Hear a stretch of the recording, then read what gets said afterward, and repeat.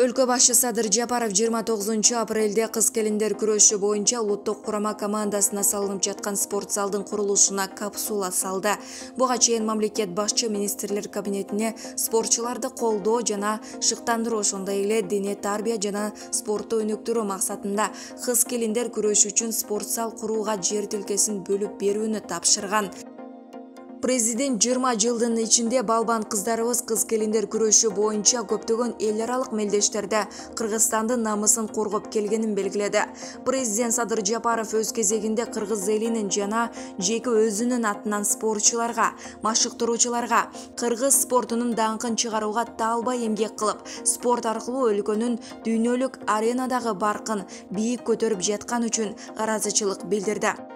Спортчу Айсулуу Тыныбекова Кыргызстандын кыз-келиндер күрөшү боюнча курама командасынын атынан мамлекет башчысына спортко жана спорттук инфраструктураны өнүктүрүүгө көңүл бургандыгы үчүн ыраазычылык билдирди.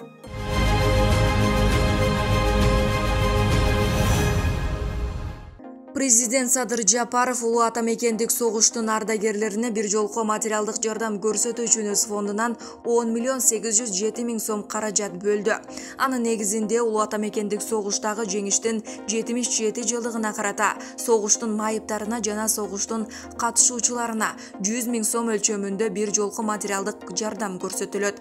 Ошондой эле материалдык колдоо согуш ардагерлерине төмөнкү категорияларына берилет. Экинчи дүйнөлүк согуш мезгилинде фашисттер жана алардын союздаштары тарабынан түзүлгөн концлагерлердин, гетталардын жана башка мажбурлап кармоо жайларынын мурдакы жашы жете элек туткундарына 1941 жылдын 8 сентябрынан тартып 1944 жылдын 27 январына чейинки блокада мезгилинде Ленинград шаарынын ишканаларында, мекемелеринде жана уюмдарында иштеген, за оборону Ленинграда медалы менен сыйланган адамдарга жана жителю Блокотного Ленинграда белгиси менен сыйланган адамдарга, мындан тышкары 9 майга карата жогоруда аталган категориядагы адамдарга 20.000 сом өлчөмүндө жыл сайын кошумча бир жолку акчалай жөлөк пул, ошондой эле эсептик көрсөткүчтүн 6 эселенген өлчөмүндө жана 4 эселенген бир жолку акчалай жөлөк пулдарды алышат.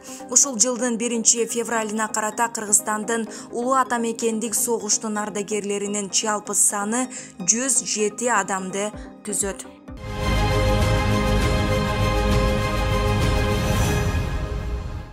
Кыргызстанда 2020 жылдан 2022 жылдын 1 апрелине чейинки аралыкта 159 социалдык объекттин курулушу бүттү. Бул туурасында президент Садыр Жапаров билдирди. Президенттин маалыматына ылайык 68 мектеп, 16 бала бакча, 12 саламаттыкты сактоо объектиси, 4 маданият объектиси, 4 спорт объектиси, 23 таза суу объектилери, 11 башка объекттер, административдик имараттар, стационардык, транспорттук, көзөмөл пунктту, ипподромдор курулган, 21 капиталдык оңдоп түзөө объектилери курулуп бүткөрүлгөн. Жапаров белгилегендей, жогорудагы объектилерди курууга кеткен каражат республикалык бюджеттен бөлүнгөн. Жалпы 4 миллиард 929 миллион сом сарпталган.